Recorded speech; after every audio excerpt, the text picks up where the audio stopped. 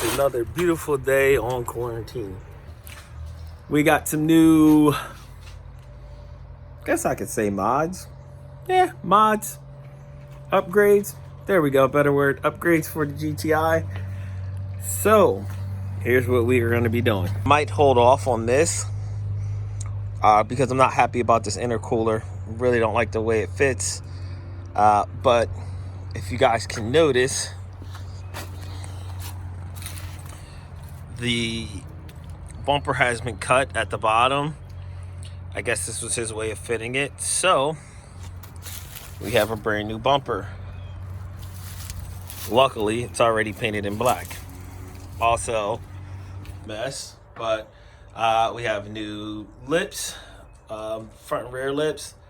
But we're not gonna go with the GTI lips. We're gonna go with the 20th anniversary lip because it has more drop to it. So the rear lip I do have is the 20th anniversary. The front one is just a stock one. So wrapped up in there is the 20th, which I'll pull out later. Next, my favorite upgrade, and I was kind of on the fence about this only because of the losing a creature comfort, but I have 20 of recaros to go in the car. The only thing I don't have is the rest of the seatbelts, which I already sourced them. So we will be getting those. They're a little pricey, but who cares? If we're gonna go, we're gonna send it, we're gonna send it. Last but not least, my favorite upgrade. I'm gonna say my favorite. I already said the seats were, but whatever.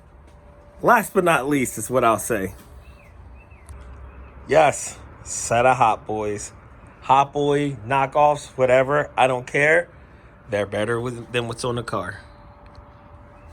Finally, I have a vehicle to put this wideband in. And also, we're going to change that out, obviously, for the dual pod. And that speaker cover, which I happen to have. It's been in the car for a while. Anyways, let's get this wired up and let's get it interior changed out, cleaned up. I'll put a picture in, show you guys. If anybody needs a set of MK4 GTI seats, these are in pretty decent condition. There's no rips, no tears, so inbox me. They're for sale. They both work. I mean, they all work. The heat works in them, but I think the 20th is just a little bit cooler. Heated seats, recaros. Yeah, recaros. All right, so my passenger seat was torn. Didn't know it because I always got crap all over it. But back seats got crap all over it, but I believe it's pretty clean. So let's spruce it up in here.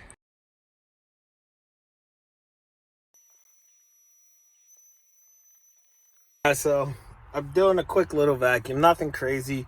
When the car's all done, then I'll have it detailed, and I'll talk about what done is with this car later.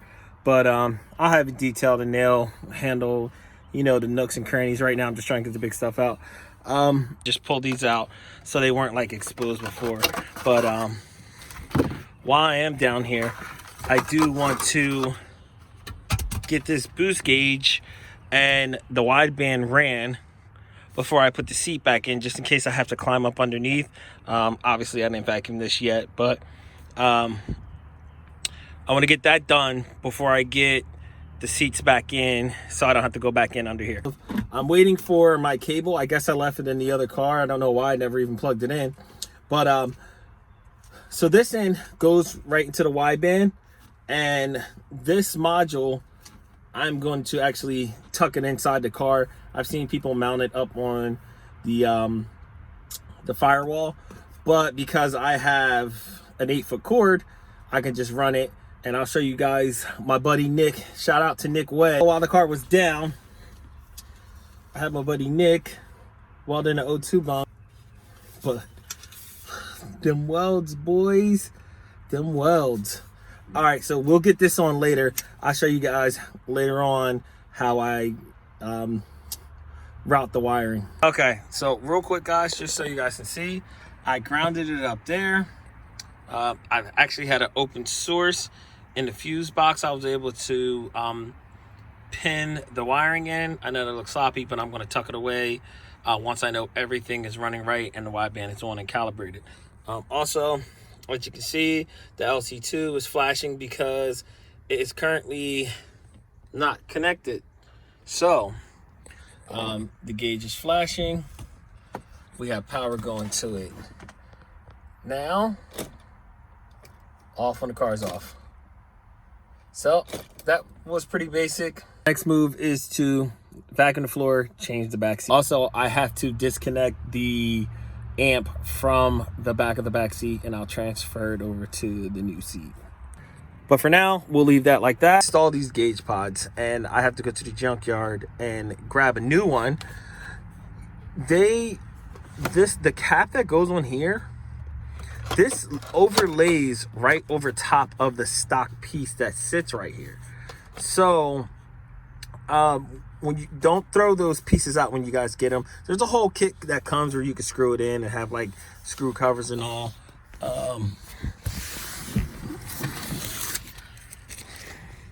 Like this, it has a double-sided tape. You put little holes in and it goes into the stock piece.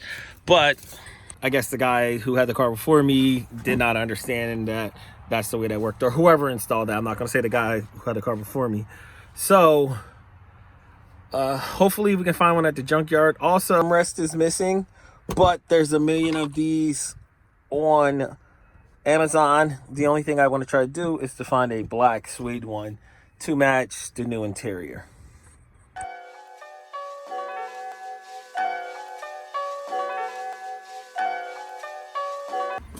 Well, if you guys can't tell, there's nothing in the world that's considered easy for me.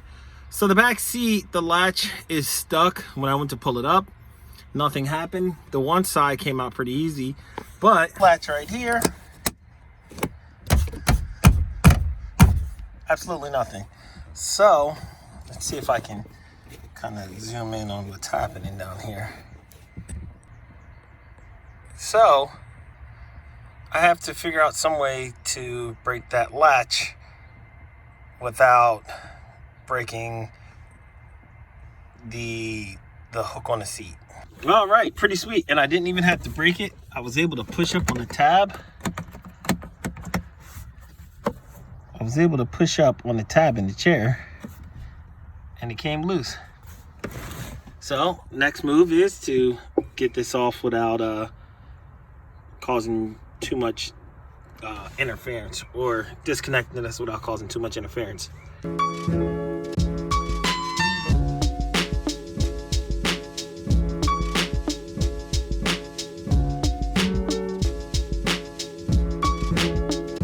Guys, that was no easy task. I got one seat left to take out.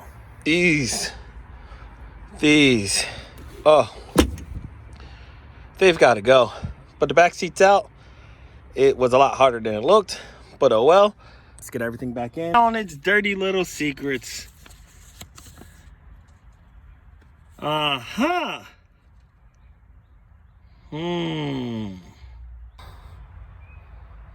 wonder if that was a spectating price, because I think import face-off was $50 to run.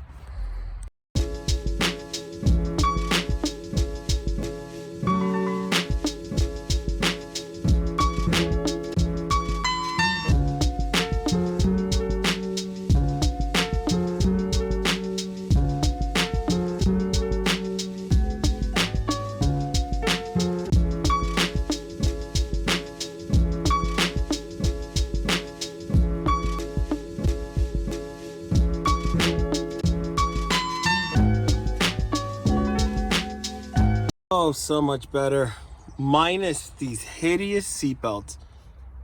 So it actually looks like somebody had started taking out the tan interior that must have been in this car. It must have been a tan and black interior. But I must say, I like that I now have that center headrest, which the other seats didn't have. And minus like a quick cleanup I'll do on these in a little bit, that looks so much better. And eventually, like I said, we'll change these hideous belts out. I'm clearly debating on vacuuming this. That might be another day. Okay, guys, on to the front seats.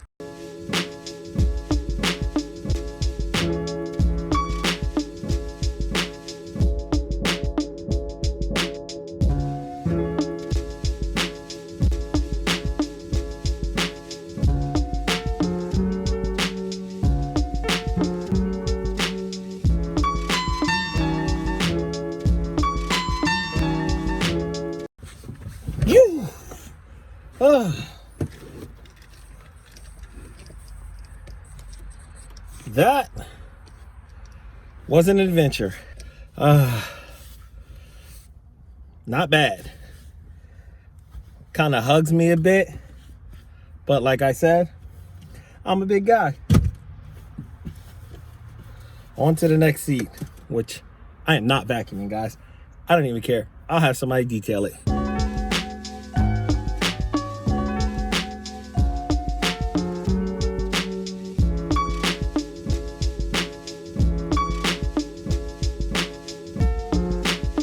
All right, so after a little cleanup and still vacuuming, more vacuuming. Luckily, the carpet doesn't have any holes in it, so that's good. It'll clean up well. My friend's detailing his car really good, but hey, the seats look great in here. The back seats look pretty good. They just definitely need a good cleaning. So you guys another video how we tighten some things up. There's some things, like I said, I still want to clean up. I think I might get rid of those seat belts completely in the front and run a harness bar. I don't know yet. I haven't decided, so we'll look. The next move will be the wheels. That'll be in another video. And you guys stay tuned, stay safe, subscribe if you're not already subscribed. So see you guys later. Like I said, stay safe, and I don't have a catchy closeout. Peace.